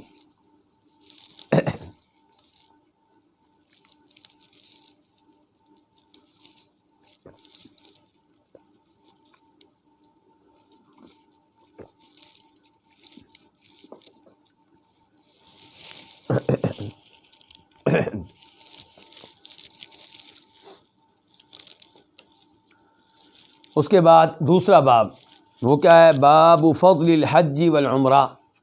یہ باب کس بارے میں ہے؟ حج عمرے کی فضیلت کے بارے میں ہے. حدیث نمبر 754 قاف. اس حدیث کو اپنی اپنی کتب میں جگہ دینے پہ اتفاق کیا کنہوں نے؟ امام بخاری نے اور امام مسلم نے. عن ابی ہریرہ رضی اللہ عنہ قال قال رسول اللہ صلی اللہ علیہ وسلم. جناب ابو ہریرہ رضی اللہ عنہ سے روایت ہے، وہ کہتے ہیں کہ رسول اللہ صلی اللہ علیہ وسلم نے فرمایا، من حج ھذا البیت فلم یرفث ولم یفسق رجع کما ولدتہ امہ. کہ جو حج کرے ھذا البیت، اس گھر کا، جو کیا کرے؟ حج اس گھر کا. تو اس سے لگتا ہے کہ شاید یہ الفاظ کہتے ہوئے نبی علیہ السلام مکہ میں تھے. یہ محسوس ہوتا ہے کہ آپ کہاں تھے؟ مکہ میں تھے. اس لیے آپ کہہ رہے ہیں جو اس گھر کا کیا کرے؟ حج کرے. فلم یرفث، تو وہ بیگم سے کسی قسم کا تعلق قائم کرنے سے دور رہے. ولم یفسق، اور ہر طرح کے گناہ سے دور رہے، کوئی گناہ نہ کرے، نہ بیگم سے کوئی تعلق قائم کرے اور نہ کوئی اور گناہ کرے. تو رجع کما ولدتہ امہ، تو وہ واپس آئے گا کہاں سے؟ حج سے. وہ واپس آئے گا جیسے اس کی ماں نے اس کو جنم دیا تھا. ان کے حج کے بعد جب واپس آئے گا تو اس کی حالت وہی ہوگی جو اس کی حالت اس دن تھی جس دن اس کی ماں نے اس کو پیدا کیا تھا. جب اس کی ماں نے اس کو پیدا کیا تھا تب اس کے ذمے کوئی گناہ تھا؟ گناہوں سے پاک صاف تھا. فرمایا حج کرنے والا اگر حج ویسے کرے جیسے اللہ کے رسول علیہ السلام نے طریقہ سکھایا ہے، اور دوران حج بیگم سے کسی قسم کا تعلق قائم کرنے سے دور رہے، فسق و فجور سے، ہر طرح کے گناہ سے دور رہے، تو پھر وہ گناہوں سے پاک صاف ہو جائے گا. یہ جو لفظ ہے نا فلم یرفث، تو یہ رفث کس کو کہتے ہیں؟ ہر وہ حرکت یا کلام جو انسان کو شہوت پہ اکسائے، وہ کیا ہے؟ رفث ہے. بیگم سے ہم بستری کرنا، یا مزہ لینے کے لیے بیگم کا ہاتھ پکڑ لینا، یا ایسی گفتگو کرنا جو جس کا شہوت سے تعلق ہو، لذت سے تعلق ہو، یہ سب کچھ رفث میں آتا ہے. حج میں نہ ایسی گفتگو کرنے کی اجازت ہے، نہ اس نیت سے بیگم کا ہاتھ پکڑنے کی اجازت ہے، نہ اس سے ہم بستری کرنے کی اجازت ہے. البتہ مدد کے لیے بیگم کا ہاتھ پکڑ سکتے ہیں. مثال کے طور پہ بیگم کو آپ طواف کرا رہے ہیں، بیگم تھکی ہوئی ہے، آپ اس کا ہاتھ پکڑ لیتے ہیں اس کی مدد کے طور پہ، صفا مروہ میں پکڑ لیتے ہیں، کوئی مسئلہ نہیں ہے اس میں. لیکن مزہ لینے کے لیے پکڑیں گے تو یہ اس حدیث کے خلاف ہوگا. اچھا، جب آپ بیگم کا ہاتھ نہیں پکڑ سکتے تو کسی غیر عورت کا ہاتھ کیسے پکڑیں گے؟ کسی غیر عورت سے ایسا تعلق کیوں کر قائم کریں گے؟ کسی غیر عورت سے ایسی گفتگو کیوں کریں گے؟ تو یہ خوشخبری ہے بہت بڑی کہ آپ حج سے آئیں گے تو ایسے پاک صاف ہوں گے گناہوں سے جیسے آپ اس دن پاک صاف تھے جس دن آپ کی ماں نے آپ کو پیدا کیا تھا. لیکن یہ ثواب لینے کے لیے حج بھی وہ کرنا ہوگا جو اللہ کے رسول علیہ السلام نے سکھایا ہے. طریقہ حج کون سا ہو؟ اللہ کے رسول علیہ السلام کا. یہ نہیں کہ اپنے مولوی صاحب کی خاطر، اپنے مسلک کی خاطر آپ نبی علیہ السلام کے طریقے کو نظر انداز کر دیں، آپ کی حدیث کو پیچھے کر دیں.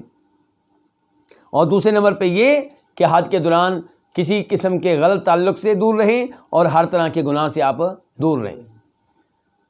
کئی لوگ حج کے دوران اپنی داڑھی مونڈ رہے ہوتے ہیں. اب داڑھی مونڈنا پرانے سب علماء کرام کے نزدیک غلط ہے، گناہ ہے.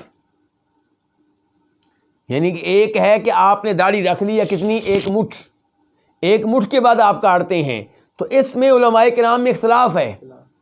اور صحیح بات یہی ہے کہ داڑھی کو اس کی حالت پہ چھوڑ دینا چاہیے.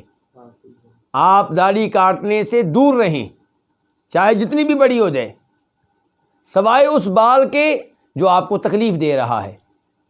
مثال کے طور پہ آپ کا کوئی بال ایسا ہے جو آنکھ میں جا رہا ہے یا ناک میں داخل ہو رہا ہے یا منہ میں داخل ہو رہا ہے، تو ایسا کوئی بال کاٹنا پڑ جائے تو وہ مجبوری ہے، ورنہ داڑھی کو نہ کاٹیں اور نہ مونڈیں. لیکن ایک آدمی حج کے دوران داڑھی کو مونڈتا ہے تو پھر وہ اس حدیث میں داخل نہیں ہوگا. ایک آدمی حج کے دوران لوگوں کے ساتھ سود پہ مشتمل ڈیلنگ کر رہا ہے. اب حج کے دوران کاروبار کرنا منع نہیں ہے. حج کے دوران موبائل میں آپ کسی سے کوئی کاروباری معاہدہ کر رہے ہیں، کوئی حرج نہیں ہے. لیکن معاہدہ آپ کر رہے ہیں سود پہ مشتمل، تو آپ تو پھر فسق و فجور والا کام کر رہے ہیں. آپ کو یہ خوشخبری کیسے ملے؟ ایسے ہی حج کے دوران اپنے بھائیوں کی غیبت کرنا، اور یہ عام ہے. حاجی حج میں جو ان کا ساتھی ہوتا ہے اس کی غیبت کر رہے ہوتے ہیں. دیکھا ہے اس کو؟ اپنے بھائی کے بارے میں اس کے عدم جدگی میں کیا کہہ رہے ہوتے ہیں؟ دیکھا ہے اس کو؟ اس کی شکل دیکھو، اس کی حرکتیں دیکھو. یہ کیا ہے؟ یہ غیبت ہے. تو یہ حدیث بہت عظیم ہے، یہ ثواب بہت عمدہ ہے، بہت اعلیٰ ہے. لیکن اعلیٰ ثواب کے لیے حج بھی کون سا کرنا ہوگا؟ اعلیٰ حج کرنا ہوگا، گناہوں سے پاک صاف حج.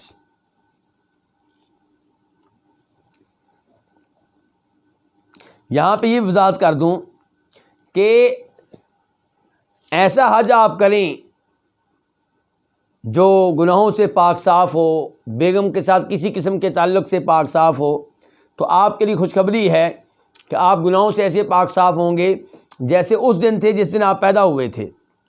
لیکن یہ ان گناہوں کا تذکرہ ہو رہا ہے جن کا تعلق صرف اللہ کی ذات سے ہے.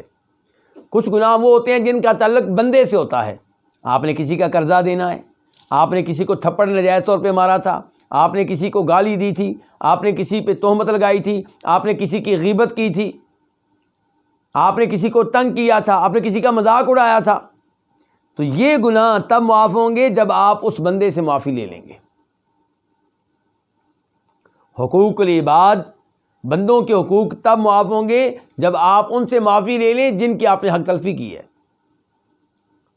ماں کی حق تلفی کی تھی، ماں کو تکلیف دی تھی، باپ کو تکلیف دی تھی، یا بیگم کا حق ادا نہیں کرتے رہے، اسے خرچہ نہیں دیتے رہے، یا اسے مارتے رہے، ظلم و زیادتی کا نشانہ بناتے رہے.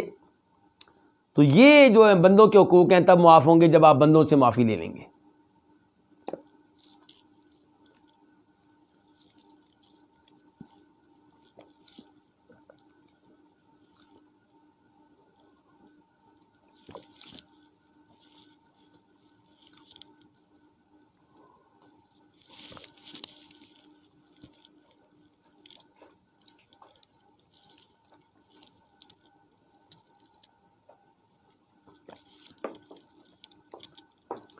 حدیث نمبر 755 755 قاف. اس حدیث کے بیان کرنے پہ بھی اتفاق ہے امام بخاری کا اور امام مسلم کا. عن ابی ہریرہ رضی اللہ عنہ ان رسول اللہ صلی اللہ علیہ وسلم قال العمرۃ الی العمرۃ کفارۃ لما بینہما والحج المبرور لیس له جزاء الا الجنہ.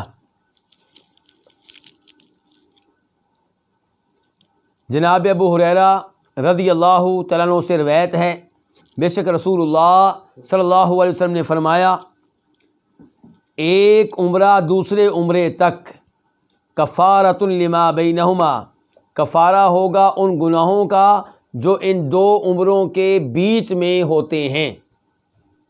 آپ ایک عمرہ کرتے ہیں، اس کے بعد دوسرا عمرہ کرتے ہیں، تو ایک عمرے کے بعد دوسرا عمرہ کر لینے سے وہ گناہ ختم ہو جائیں گے جو ان دو عمروں کے درمیان میں واقع ہوئے ہیں۔ تو اس سے پتہ چلا کہ عمرے کی کتنی فضیلت ہے۔ والحج المبرور لیس له جزاء الا الجنہ، اور حج مبرور اس کی کوئی جزا نہیں ہے سوائے جنت کے، یعنی کہ حج مبرور کی جزا اتنی عظیم ہے کہ اس کی جزا کوئی چھوٹی موٹی نہیں ہے، اس کی جزا صرف اور صرف کیا ہے؟ جنت ہے۔ اب سوال یہ ہوگا حج مبرور کسے کہتے ہیں؟ مبرور بر سے ہے، بر نیکی کو کہتے ہیں، اطاعت کو کہتے ہیں۔ تو حج مبرور وہ حج جو نیکیوں پہ مشتمل ہو، اللہ کی اطاعت پہ مشتمل ہو، یعنی کہ گناہوں سے پاک ہو، ریاکاری سے پاک ہو، شہرت کی خواہش سے پاک ہو۔ اور اسی لیے علماء کرام حج مبرور کا ترجمہ کر لیتے ہیں حج مقبول۔ کیا ترجمہ کر لیتے ہیں؟ حج مقبول، یعنی کہ وہ حج جو قبول ہو جائے، اللہ تعالیٰ کے ہاں شرف قبولیت حاصل کر لے، اس کی جزا سوائے جنت کے کچھ اور نہیں ہے۔ یعنی کہ اتنا عظیم عمل ہے کہ اس کا بدلہ کیا ہوگا کہ اللہ جنت میں ایسے آدمی کو بھیج دیں گے۔ اللہ سے ہم دعا کرتے ہیں کہ اللہ تعالیٰ ہمیں بار بار عمرے کرنے کی توفیق دے، مجھے بھی اور سب سامعین کو بھی، اور اللہ تعالیٰ ہم سب کو بار بار حج کرنے کی توفیق دے، اور جو عمرے اور حج کیے ہیں یا کریں گے اللہ تعالیٰ ان کو قبول فرمائے، اللہ تعالیٰ ہم سب کے گناہ معاف فرمائے۔ تو اس حدیث سے عمرے کی فضیلت بھی معلوم ہو گئی، اور کس کی فضیلت معلوم ہو گئی؟ حج کی فضیلت معلوم ہو گئی۔ تو اس حدیث کے ذریعے یہ پیغام بھی مل رہا ہے کہ انسان گناہ کر بیٹھتا ہے، انسان معصوم نہیں ہے، انبیاء کرام علیہم السلام صرف وہ معصوم ہیں۔ تو اس لیے انسان کو ایسے اعمال سر انجام دیتے رہنا چاہیے جن اعمال سے گناہ جڑتے رہتے ہیں، جن اعمال سے گناہ ختم ہوتے رہتے ہیں۔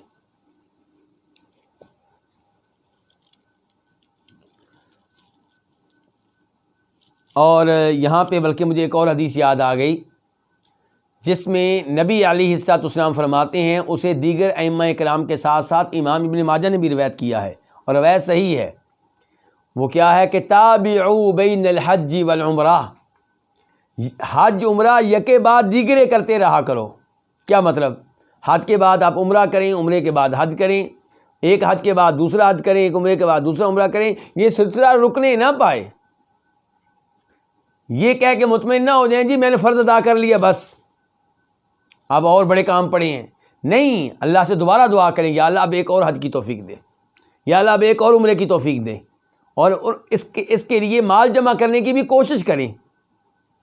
ٹھیک ہے ایک فرض حج کے بعد ایک اور حج واجب نہیں ہے، ٹھیک ہے آپ نے عمرہ کر لیا، ایک دوسرا عمرہ آپ کے لیے ضروری نہیں ہے، لیکن کوشش ہونی چاہیے، کیونکہ اللہ کے رسول ترغیب دے رہے ہیں، فرما رہے ہیں حج عمرہ یکے بعد دیگرے کرتے رہا کرو، فَإِنَّهُمَا يَنْفِيَانِ الْفَقْرَ وَالذُّنُوبَ، حج عمرہ کر لینے سے غربت بھی ختم ہوتی ہے، گناہ بھی ختم ہوتے ہیں۔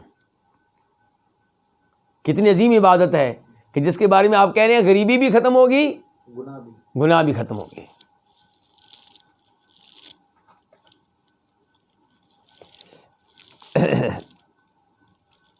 اس کے بعد حدیث نمبر 756 756 خواہ اس حدیث کو اپنی کتاب میں جگہ دینے والے یہاں پہ کون ہے؟ امام بخاری رحمہ اللہ۔ عن عائشہ ام المؤمنین رضی اللہ عنہما قالت، ام المؤمنین عائشہ رضی اللہ عنہا سے روایت ہے، وہ فرماتی ہیں قلت، میں نے کہا یا رسول اللہ، اے اللہ کے رسول، الا نغزو ونجاہد معکم، ہم آپ کے ساتھ، آپ لوگوں کے ساتھ، یعنی کہ آپ اور آپ کے صحابہ کرام، ہم آپ لوگوں کے ساتھ جنگ نہ لڑیں، جہاد نہ کریں۔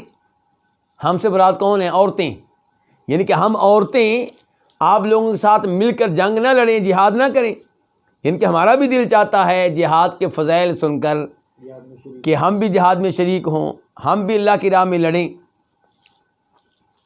فقال، تو آپ نے کہا لَكُنَّ أَحْسَنُ الْجِهَادِ وَأَجْمَلُهُ الْحَجِّ، تمہارے لیے بہترین جہاد ہے، خوبصورت ترین جہاد ہے الحج، حج۔ تو عورتوں کا جہاد کیا ہوا پھر؟ حج۔ اور یہاں سے پتہ چلا کہ مرد اور عورت برابر نہیں ہیں، کئی کام عورتوں کے کرنے والے ہوتے ہیں، کئی کام مردوں کے کرنے والے ہوتے ہیں۔ آج ہم نے کافروں سے جملہ لے لیا ہے اور ہماری عورتیں نعرہ لگا رہی ہیں اور مرد بھی ان کو ترغیب دے رہے ہیں کہ ہم مردوں کے شانے کے ساتھ شانہ لگا کے آگے بڑھیں گی، ترقی کریں گی، مردوں کے قدم کے ساتھ قدم ملا کے آگے بڑھیں گی اور ترقی کریں گی۔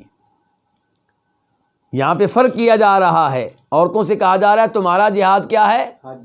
کیونکہ اللہ خالق ہے، اللہ نے عورت کو پیدا کیا ہے، اللہ بہتر جانتے ہیں کہ یہ جسم جہاد جیسا مشکل کام کر سکتا ہے کہ یہ نہیں کر سکتا۔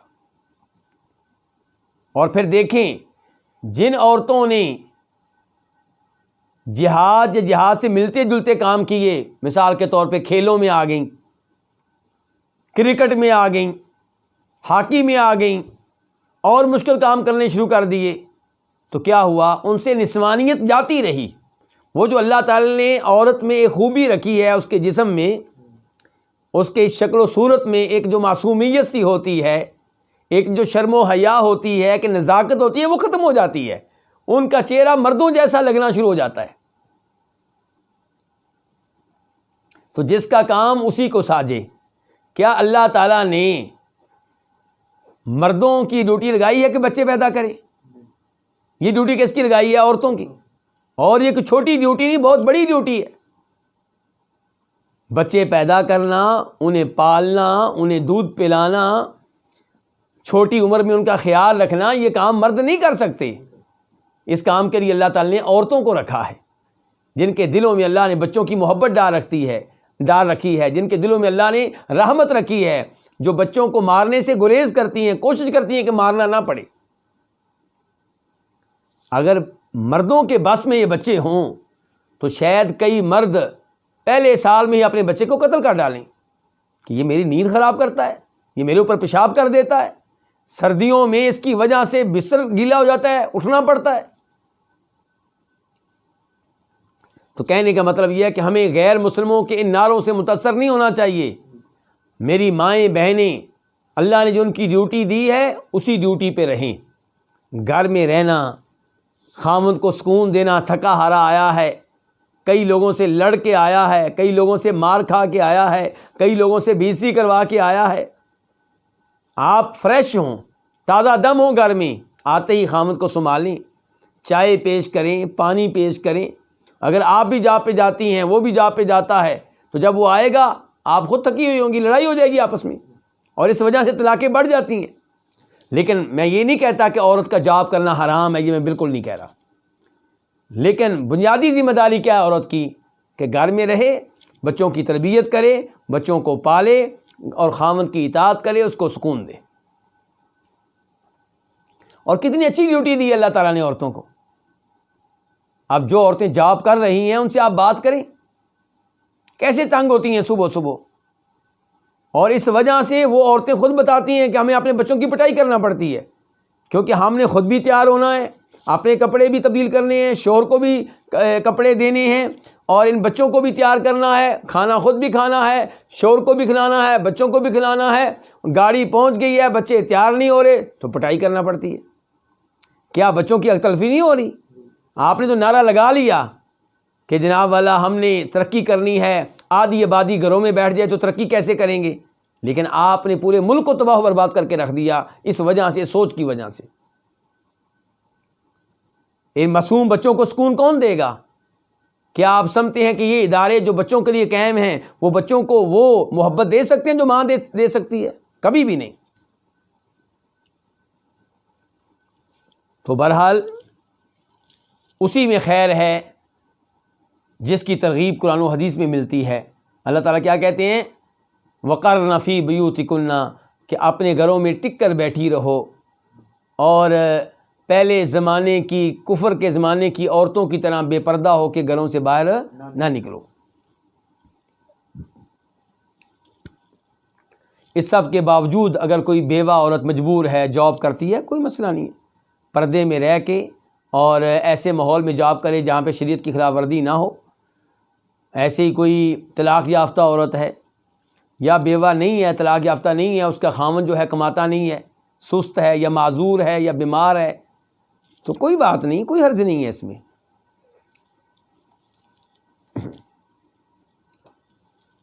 تو آپ کیا کہہ رہے ہیں؟ لَكُنَّ أَحْسَنُ الْجِهَادِ وَأَجْمَلُهُ الْحَجِّ. تم لوگوں کے لیے، ان کے مخاطب کون ہیں؟ عورتیں. تم لوگوں کے لیے خوبصورت ترین اور عمدہ ترین جہاد ہے، اور وہ کیا ہے؟ حج. حج المبرور، یعنی کہ وہ کیا ہے؟ حج مبرور. ایسا حج جو نیکیوں سے بھرپور ہو، ایسا حج جو مقبول ہو، ایسا حج جو گناہوں وغیرہ سے پاک صاف ہو. فقالت عائشہ، تو جناب عائشہ فرماتی ہیں حدیث بیان کرنے کے بعد، فلا ادع الحج بعد اذ سمعت هذا من رسول اللہ صلی اللہ علیہ وسلم. تو میں حج نہیں چھوڑتی بعد اس کے کہ میں نے یہ فضیلت سنی ہے نبی علیہ الصلوۃ والسلام سے. جب سے میں نے یہ سنا ہے کہ آپ نے عورتوں کے لیے حج کرنے کو ہی جہاد قرار دے دیا ہے، تب سے میں حج نہیں چھوڑتی. میری کوشش ہوتی ہے میں ہر سال حج کروں. کیا فرما رہی جناب عائشہ؟ میں حج ترک نہیں کرتی بعد اس کے کہ میں نے یہ سن لیا، یعنی کہ یہ فضیلت سن لی. کس سے؟ نبی علیہ الصلوۃ والسلام سے. اس کے بعد حدیث نمبر 757 757.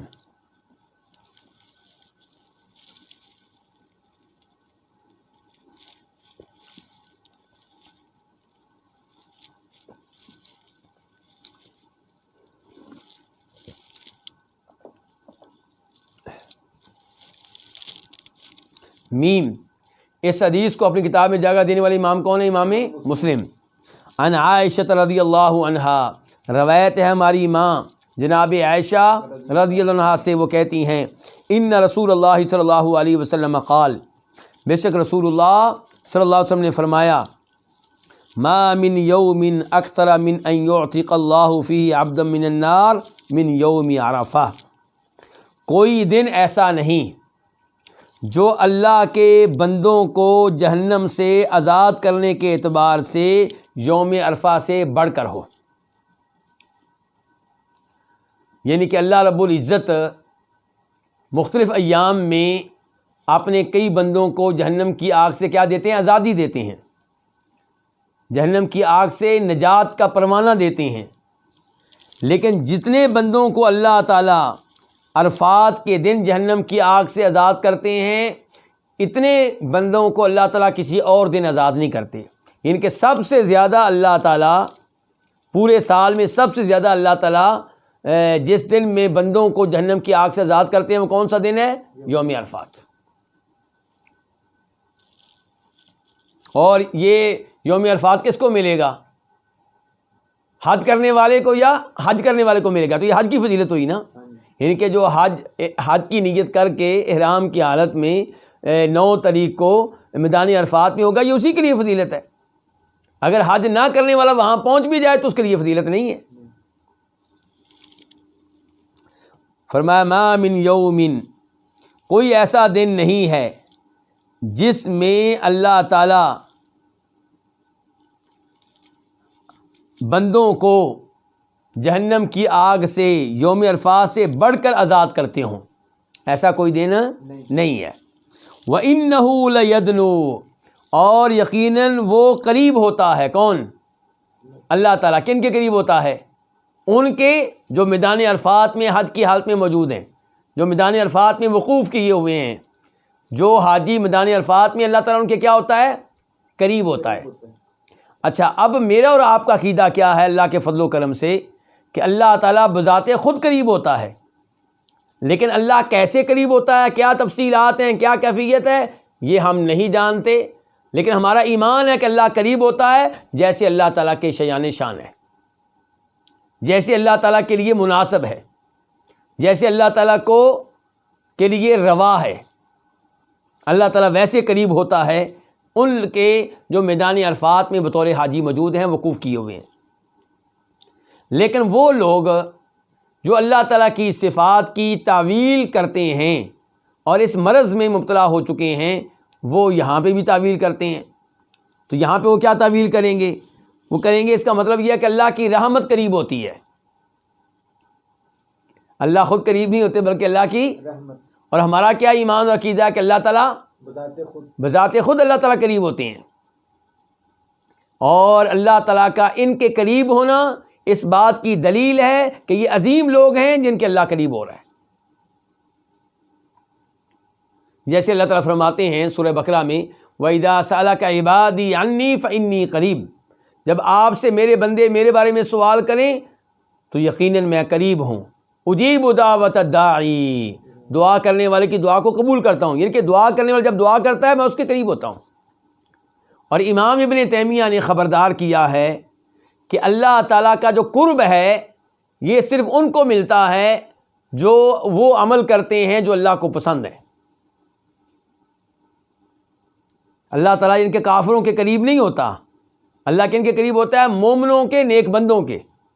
جیسے یہاں پہ اللہ تعالیٰ قریب ہے کن کے ہوا؟ عرفات والوں کے.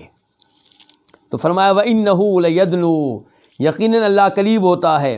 ثُمَّ يُبَاهِي بِهِمُ الْمَلَائِكَةُ، پھر اللہ تعالیٰ ان کی وجہ سے ان کے ذریعے فرشتوں پہ فخر کرتا ہے. اللہ تعالیٰ ان پہ فخر کرتا ہے فرشتوں کے سامنے. ثُمَّ يُبَاهِي بِهِمْ، پھر اللہ تعالیٰ ان پہ فخر کرتا ہے. کن پہ؟ ان حاجیوں پہ جو وقوف کر رہے ہیں میدان عرفات میں. اللہ تعالیٰ فخر کرتا ہے کن کے سامنے؟ فرشتوں کے سامنے. کیا کہتے ہیں اللہ تعالیٰ؟ فَيَقُولُ، تو اللہ تعالیٰ فرماتے ہیں مَا أَرَادَ هَؤُلَاءِ، انہوں نے کیا ارادہ کیا ہے، یہ اس میدان میں کیا لینے آئے ہیں، یہ کیا چاہتے ہیں. اللہ تعالیٰ جانتے ہیں وہ کیا لینے آئے ہیں. اللہ کی رضا لینے کے لیے آئے ہیں، اللہ کو راضی کرنے کے لیے آئے ہیں، گناہوں کی بخشش لینے کے لیے آئے ہیں، جنت لینے کے لیے آئے ہیں، جہنم کی آگ سے نجات کا پروانہ لینے کے لیے آئے ہیں. لیکن اللہ تعالیٰ فرشتوں سے سننا چاہتے ہیں. اللہ تعالیٰ فخریہ انداز میں کہتے ہیں کہ فرشتوں بتاؤ میرے یہ بندے کیا لینے آئے ہیں. تو اب دیکھیں اللہ تعالیٰ فخر کرتے ہیں کن پہ؟ ان حاجیوں پہ جو احرام کی حالت میں وقوف کر رہے ہیں میدان عرفات میں فرشتوں کے سامنے. تو ہمارا اس پہ بھی ایمان ہے کہ اللہ تعالیٰ فخر کرتے ہیں جیسے اللہ کے شان شان ہے. ہم اس کی بھی کوئی تعویل نہیں کریں گے. تو بہرحال اس حدیث سے شان اور مقام معلوم ہو رہا ہے کن کا؟ ان حاجیوں کا جو میدان عرفات میں آتے ہیں. اور پتہ چلا کہ میدان عرفات میں آنا کتنی عظیم سعادت ہے جو حالت احرام میں آئے، جو حج میں حالت احرام میں آئے. اور یہ بھی پتہ چلا کہ اللہ تعالیٰ کئی لوگوں کو جہنم کی آگ سے آزاد کرتے ہیں، اور سب سے زیادہ کس دن آزاد کرتے ہیں؟ عرفات کے دن. اور یہ بھی پتہ چلا کہ اللہ تعالیٰ اہل عرفات کے قریب ہوتے ہیں، اور اللہ تعالیٰ فرشتوں کے سامنے ان پہ کیا کرتے ہیں؟ فخر کرتے ہیں.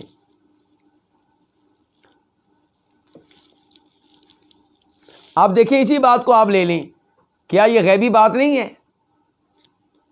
غیبی بات ہے نا. اللہ کا قریب ہونا، اللہ کا فخر کرنا، اللہ کا یہ کلام کرنا، یہ تمام چیزیں غیبی ہیں. ہمیں معلوم ہو گئی ہیں کن کے ذریعے؟ نبی علیہ الصلوۃ والسلام کے ذریعے. تو کیا میں اور آپ عالم الغیب ہو گئے؟ نہیں. چند غیبی باتیں معلوم ہوئی ہیں وہ بھی بتانے سے. تو وہ لوگ جو اللہ کے رسول علیہ السلام کو عالم الغیب کہتے ہیں وہ کہتے ہیں ہم بھی تو یہی کہتے ہیں کہ اللہ کے بتانے سے ہوئی. ہم بھی کہتے ہیں آپ کا علم عطائی ہے، دیا ہوا ہے اللہ کی طرف سے. لیکن ہم کہتے ہیں عطائی بھی آپ عالم الغیب نہیں ہیں، کیونکہ عطائی طور پہ بھی آپ کو وہی غیبی باتیں معلوم ہیں جو اللہ نے بتا دیں، جو نہیں بتائیں وہ معلوم نہیں ہیں.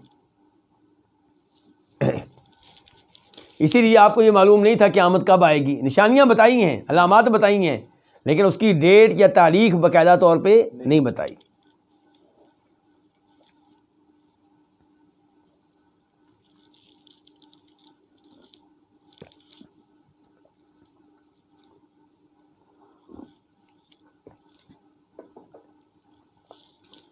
باب نمبر 3، باب المواقیت.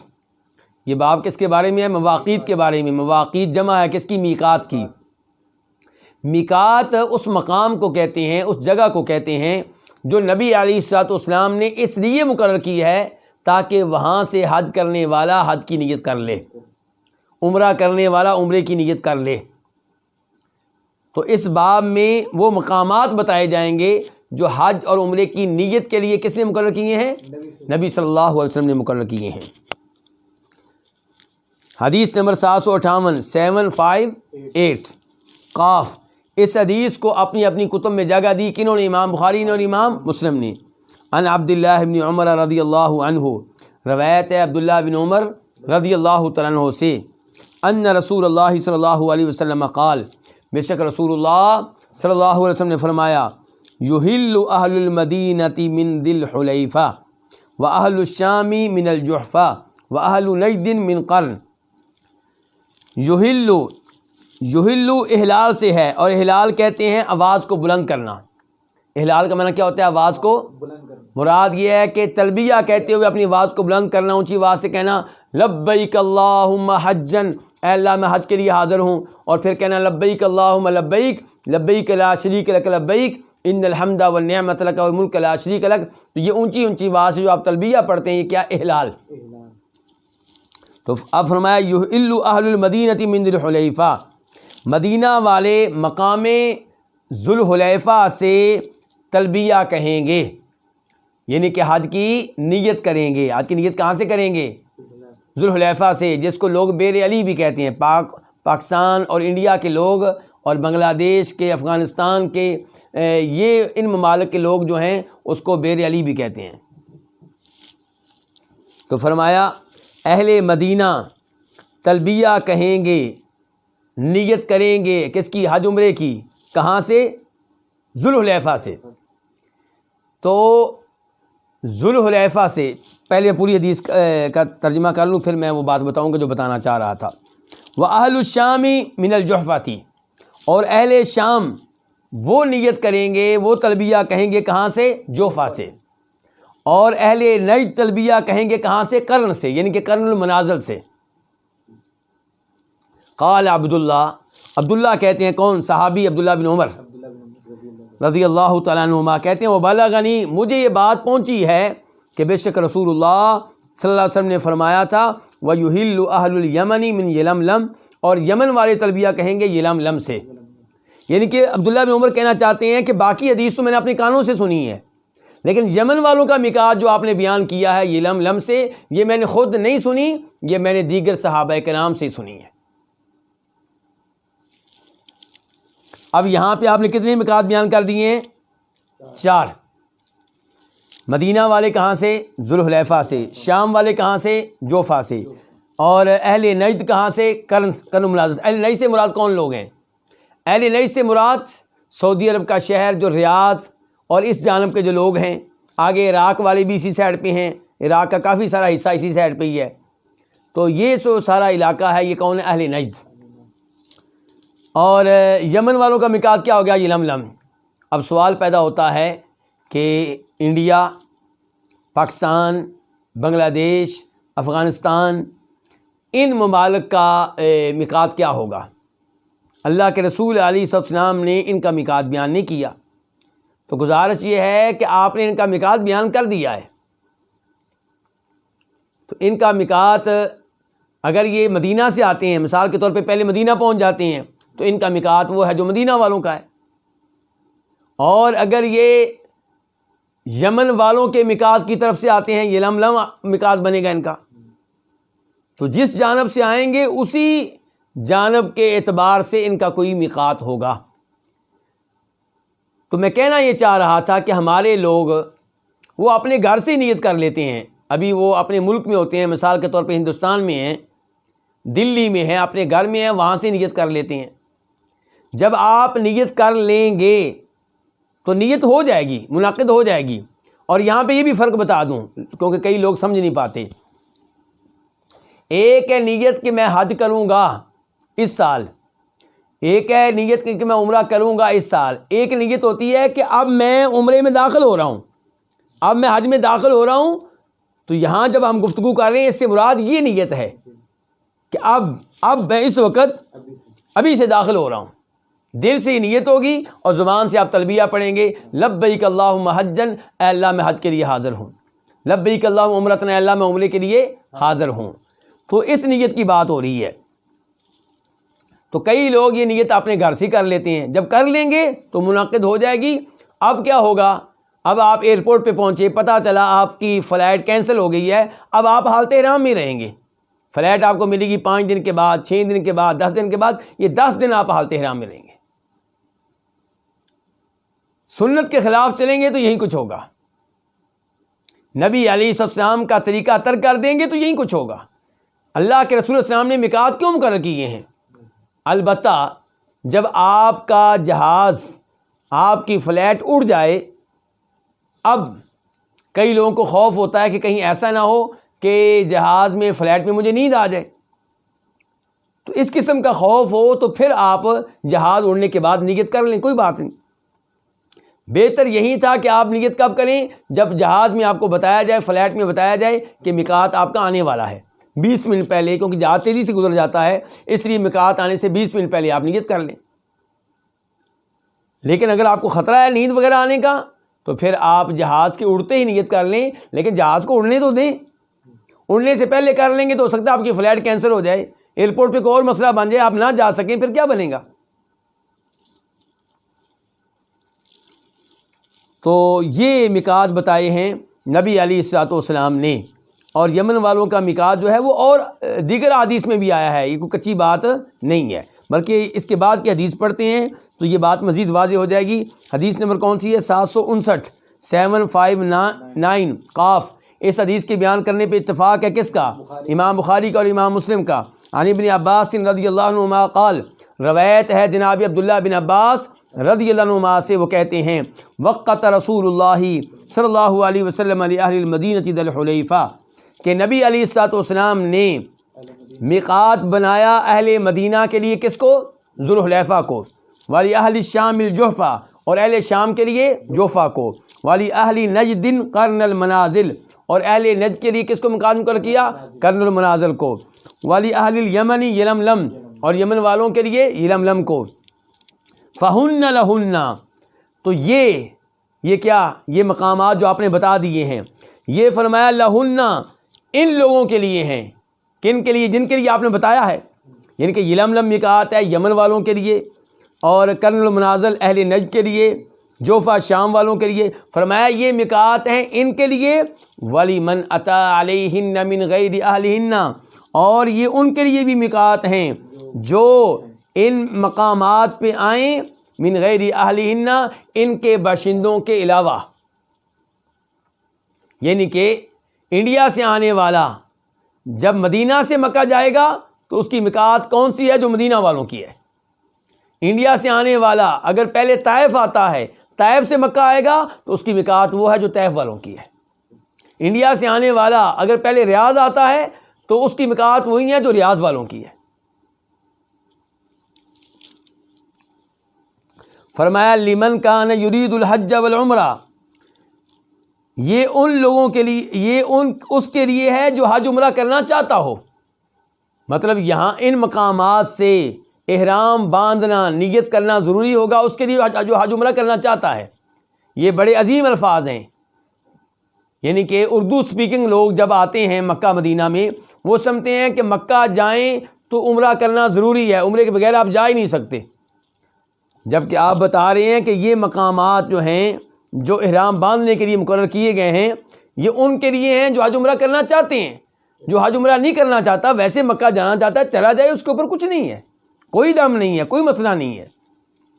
فمن کان دونہن فمحلہ من اہلہ، جو ان مقامات کے اندر کی جانب ہیں، جو میقات آپ نے بتا دیے، جو ان مقامات کے بعد رہتے ہیں مکہ کی طرف جب آپ جا رہے ہوں تو ان مقامات کے اندر رہتے ہیں، فمن کان دونہن، تو جو ان مقامات کے اندر رہتے ہیں، فمحلہ، تو اس کے تلبیہ پڑھنے کی جگہ، اس کی نیت کرنے کی جگہ کہاں سے ہوگی؟ من اہلہ، اس کے گھر سے ہوگی۔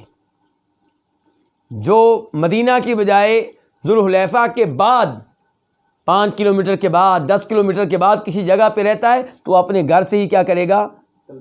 تلبیہ پڑھے گا اور عمرے اور حج کی نیت کرے گا۔ وَكَذَاكَ حَتَّى أَهْلُ مَكَّةَ يُحِلُّونَ مِنْهَا، اور اسی طرح یہاں تک کہ اہل مکہ یحلون، وہ تلبیہ کہاں سے پڑھیں گے؟ منہا، مکہ سے، یعنی کہ مکہ والے جب حج کی نیت کریں گے کہاں سے کریں گے؟ مکہ سے کریں گے۔ البتہ عمرے کی نیت وہ مکہ سے نہیں کریں گے بلکہ مکہ کی حدود حرم سے باہر نکل کر وہاں سے کریں گے۔ اور یہ بات ہمیں کیسے معلوم ہوئی؟ جناب عائشہ رضی اللہ عنہا نے جب آپ کے ساتھ مل کے حج کیا اور حیض کی وجہ سے ان کا عمرہ رہ گیا، جس کی نیت کر کے وہ مدینہ سے آئی تھی، تلبیہ پڑھتے ہوئے آئی تھی، مکہ میں پہنچی تو حیض آ گیا، عمرہ نہ کر سکی، اوپر سے حج شروع ہو گیا۔ حج کر لیا اور حج کے دوران وہ پاک بھی ہو گئیں، حج کا طواف بھی کر لیا، صفا مروہ کی سعی بھی کر لی، لیکن وہ جو مستقل عمرہ کرنا چاہ رہی تھیں وہ رہ گیا، تو وہ پریشان تھیں، رو رہی تھیں، تو آپ نے ان کو عمرہ کروایا کہاں سے؟ تنعیم سے۔ کہاں بھیجا ان کو؟ جبکہ نبی علیہ الصلوۃ والسلام اور آپ کے ساتھی صحابہ کرام مدینہ واپس آنا چاہتے ہیں، الوداعی طواف رہ گیا ہے، وہ کر کے مدینہ واپس آنا چاہتے ہیں، اور ان کو انتظار اب کس کا ہے کہ جناب عائشہ کا عمرہ مکمل ہو۔ ان حالات میں آپ کا ان کو باہر بھیجنا، تنعیم بھیجنا، اس بات کی دلیل ہے کہ مکہ والے جب عمرہ کرنا چاہیں وہ حدود حرم سے باہر جائیں۔ اگر ادھر سے عمرہ کرنے کی گنجائش ہوتی تو ان حالات میں، جو حالات میں نے آپ کو بتائے ہیں، آپ جناب عائشہ کو اتنی دور نہ بھیجتے۔ تو اس لیے مکہ والے جب عمرہ کریں گے حدود حرم سے باہر نکلیں گے، تنعیم یا کوئی بھی اور جانب میدان عرفات کی طرف چلے جائیں، کیونکہ میدان عرفات بھی حدود حرم سے باہر ہے، اور حج وہ اس کی نیت مکہ سے ہی کریں گے۔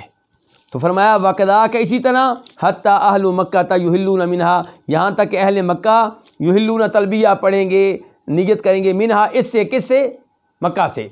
وفی روایت لمسلم، اور مسلم کی ایک روایت میں ہے وقال صلی اللہ علیہ وسلم کہ آپ صلی اللہ علیہ وسلم نے فرمایا ہن لہم، کہ یہ جو میقات ہیں، یہ جو مقامات میں نے بتائے ہیں، یہ ان کے لیے ہیں۔ کن کے لیے؟ جن کے لیے میں نے بتائے ہیں۔ تو ابھی ایک اور حدیث رہ گئی تھی جس کا تعلق میقات کے موضوع سے ہے، لیکن آپ لوگوں کا وقت ہو چکا ہے اور آپ نے ماشاءاللہ کافی ٹائم دیا ہے، میں مزید آپ کو آزمائش میں نہیں ڈالنا چاہتا۔ اللہ تعالیٰ آپ کے وقت میں برکتیں ڈالے۔ آپ اپنا قیمتی ترین 1.5 گھنٹہ دیتے ہیں اور یہ بڑی یعنی کہ عمدہ بات ہے۔ یقیناً اس وجہ سے اللہ آپ کے اوپر راضی ہوگا، اور دعا کرتے ہیں کہ اللہ راضی ہو، اللہ آپ کے وقت میں، آپ لوگوں کی اولاد میں، آپ لوگوں کے رزق میں برکتیں ڈالے، علم میں برکتیں ڈالے، اور اللہ تعالیٰ پوری زندگی ایسے ہی ہمیں قرآن پڑھنے کی، احادیث پڑھنے کی توفیق دے اور ان پہ عمل کرنے کی توفیق دے۔ اللہ کرے روز بروز ہمارا ایمان بڑھے نہ کہ کم ہو۔ وہ ساتھی جو ان دروس کی ریکارڈنگ کرتے ہیں اور پھر اسے یوٹیوب وغیرہ پہ شیئر کرتے ہیں اور دیگر معاملات دیکھتے ہیں، اور ہمارے شیخ شمس الزمان حفظہ اللہ، ان سب کی محنتیں اللہ قبول فرمائے۔ وآخر دعوانا ان الحمد للہ رب العالمین۔